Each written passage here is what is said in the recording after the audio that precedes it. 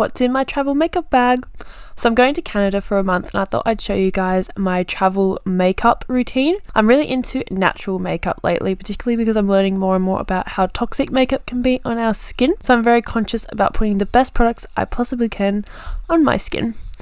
Not all of them are natural, however. I do have my ride or dies, like the NARS Cream Bronzer. She is a keeper. I absolutely love this colour and this tone on my skin.